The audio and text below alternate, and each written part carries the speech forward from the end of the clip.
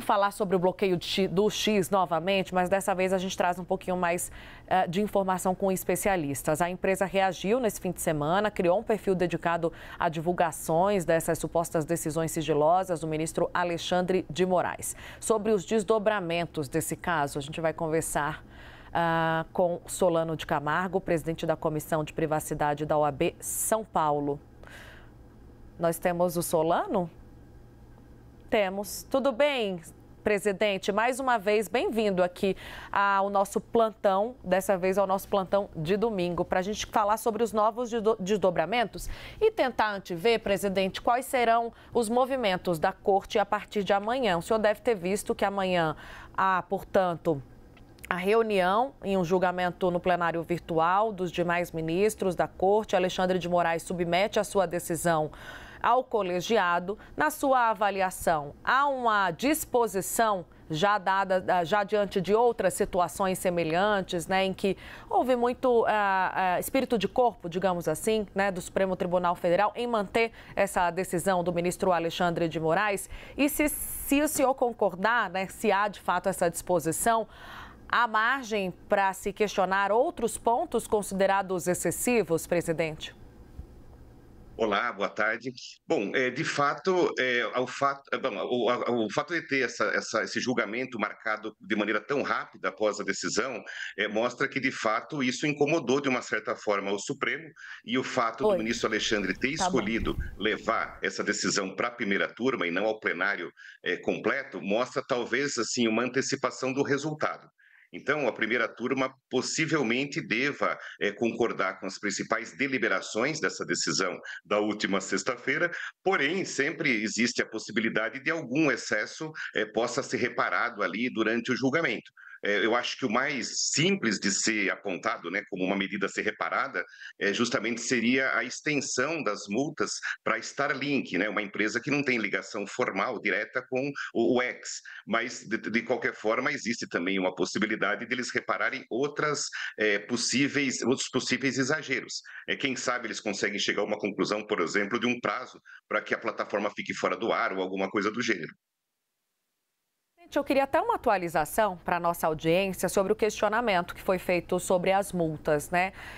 Já há uma possibilidade aí, ou pelo menos vocês contam com algum otimismo de que haja um retorno, ou a derrubada mesmo, né? Que foi o pedido da OAB dessas multas impostas àqueles usuários, né, que tentarem acessar a plataforma por meio do VPN? Já houve uma decisão em complementação, né, a liminar, diminuindo justamente a possibilidade de multa para os usuários que utilizassem VPN. Isso aconteceu após a manifestação da OAB Federal e que, de qualquer forma, aquilo era muito esperado porque, do ponto de vista técnico, de engenharia, a medida era inexequível. Então, assim, muito embora houvesse possibilidade da Anatel receber informações sobre os usuários de VPN no Brasil, não é possível, tecnicamente, saber como eles fazem uso do VPN. Ou seja, que iria ter ali um usuário especificamente fazendo uso do VPN para acessar o X. Então, essa medida já não era exequível do ponto de vista de engenharia e o próprio ministro ele voltou atrás com relação a isso. Mas então ele já contempla, quando ele volta atrás, porque não dá para se saber exatamente, né? Quem usa o VPN fazer esse rastreamento é impossível, né? Quando ele derruba, portanto, ele também contempla aquele ponto relacionado às multas, né? A multa de R$50 mil. Exato, e também a obrigatoriedade das plataformas, como a loja do Google e da Apple, de retirar, né, de oferta para os usuários que pudessem fazer o download dos programas de VPN. Isso aí também foi derrubado. Perfeito. Presidente, quem entrar na conversa agora é a nossa analista de São Paulo, Clarissa Oliveira. É contigo, Clarissa.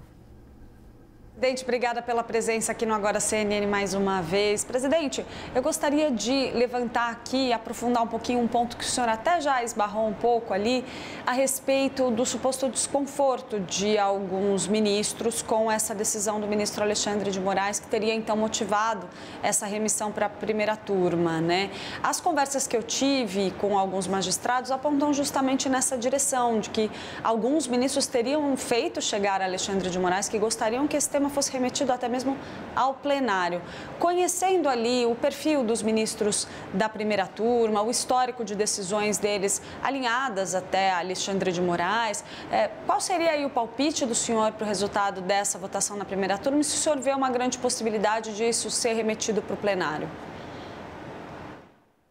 É isso mesmo, né? Nesse momento é um palpite, é que a decisão seja mantida em quase sua totalidade. Mas eu acredito que a questão relativa à extensão das multas para Starlink, ela seja derrubada. Essa é a minha expectativa. E a minha esperança é que a decisão como um todo poderia ser melhor debatida, inclusive remetendo-se da primeira turma para o plenário, porque é uma decisão de tal magnitude que ela basicamente ela trata justamente do acesso de 22 milhões de brasileiros para uma das redes sociais mais importantes do país e do mundo, e que foi, assim, dentro de um inquérito. E, assim, se for colocar todos os pontos que a primeira turma poderia apreciar amanhã não, na segunda-feira, seria realmente, assim, muito detalhada. São muitas coisas. Por exemplo, um inquérito de 5 anos. Isso é atípico. Um inquérito que não foi promovido pelo Ministério Público, mas foi de ofício do próprio Judiciário. Também é atípico. O fato dela começar a apreciar milícias digitais, a questão da censura da reportagem da Cruzoé e ela ter se espraiado para um sem número de atividades, também é típico. O fato de ter incluído o Elon Musk, para apreciar coisas secundárias, também é atípico. O fato de impor multas em cascata e obrigar a ter a representação e fazer com que a empresa tenha tentado dar um olé e fechado a representação no Brasil e ser apreciado também no mesmo inquérito, é também atípico. O fato de puxar a tomada, o X, mais atípico ainda, e por fim estender, sem o devido processo legal, sem o processo de desconsideração da personalidade jurídica, as penalidades para uma empresa terceira, que é a Starlink, isso completa um verdadeiro show de horrores do direito processual e do direito constitucional. Então, se caso a primeira turma resolvesse mesmo se debruçar, o que não falta é assunto. Agora, presidente, eu queria uma avaliação também sobre esse comportamento de Elon Musk, né? Porque me parece que não é algo que será resolvido a curto prazo. Vamos ficar mesmo sem o acesso ao X. Ninguém parece que vai ceder nessa história, até mesmo haverá um entendimento da corte. Pelo que todo mundo tem conversado ali dentro com os ministros do Supremo, há um entendimento de se manter, portanto, a decisão do ministro Alexandre de Moraes. E, por outro lado, tem tudo que foi feito nesses últimos dias, né, desde o bloqueio, por Elon Musk também, que cria lá uma página específica para tratar dessas supostas decisões sigilosas de Alexandre de Moraes, que faz ilações contra o ministro quando fala de uma interferência no processo eleitoral. Qual é a leitura que o senhor faz desse embate? É algo, na sua avaliação, também que deve perdurar por muito tempo? Sim, o fato do judiciário brasileiro impor censura e o cancelamento de perfis em redes sociais é uma situação que tem ocorrido ao longo do tempo e que muitas vezes tem causado diversas preocupações e muitos questionamentos no âmbito do direito internacional. Isso faz parte de uma característica constitucional brasileira que permite ao Poder Judiciário, não obstante a nossa Constituição vedar a censura prévia, que se derrubem perfis e não somente publicações específicas.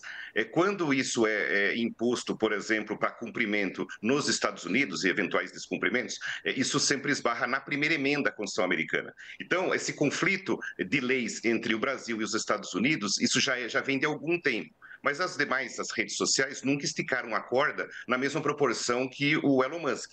O que o Elon Musk, assim, me parece ser agora uma estratégia nesse momento, é ele fazer assim, atividades que podem ser comparadas no direito internacional à desobediência civil, que é uma forma de você, de maneira clara, de maneira assim declarada, se negar a cumprir o que você considera uma decisão ilegal. Então, por exemplo, é o caso da ativista Rosa Parks, é o caso de Nelson Mandela, o caso que aconteceu em Gandhi, na Marcha do Sal. Então, me parece que o Elon Musk tem organizado de uma maneira mais ou menos velada atividades que podem ser consideradas como de desobediência civil ante decisões que podem ser consideradas ilegais ou inconstitucionais da Suprema Corte Brasileira. Aí é meio difícil de saber o que isso vai levar. Isso pode levar ao movimento de escrutínio internacional e de condenação do Brasil em cortes internacionais ou até pressões diplomáticas, como pode, na verdade, ser um tiro no pé e considerar que Elon Musk, de fato, atua contra a democracia,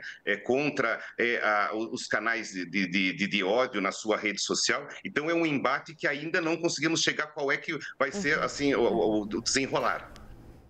Clarissa, quer fechar? Presidente, eu gostaria de abordar um pouquinho com o senhor como fica a situação dos usuários brasileiros neste momento, por exemplo, em relação a pagamentos, ao funcionamento da plataforma, porque há muitas pessoas que utilizam aí o X para, por exemplo, campanhas publicitárias, que fizeram investimentos, pessoas comuns que pagam por serviços de assinatura. Como fica a situação desses usuários do ponto de vista das despesas que eles fizeram na plataforma? O senhor tem aí alguma percepção? Porque a gente sabe que é um caso tão inédito, né? Tão difícil de entender exatamente como que isso funciona da ótica do usuário. Do ponto de vista do direito brasileiro, o usuário ele é equiparado a consumidor. Então, ele é protegido pelo macrosistema do Código de Defesa do Consumidor, que diz que, independente das causas, a empresa ela é objetivamente responsável pela má prestação dos serviços. Então, na medida em que, por desobediência judicial, a rede é tirada, né, da tomada, e isso não vamos entrar no mérito da justiça, mas judicialmente foi decidido por conta de descumprimentos reiterados às ordens judiciais do Supremo. Pode-se dizer que a rede deixou de prestar os serviços para os usuários que ela tinha se proposto e, portanto, ela é obrigada a indenizar e a reparar.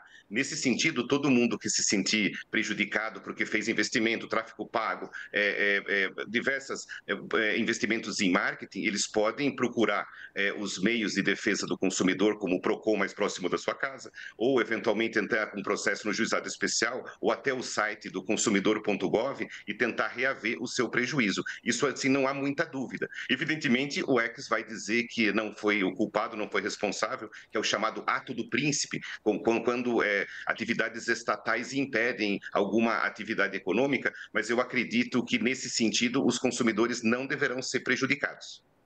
Presidente, obrigada mais uma vez pela conversa no nosso plantão aqui na CNN Brasil. Um bom trabalho para o senhor, boa semana. Até mais, tchau, tchau. Até já, Clarissa.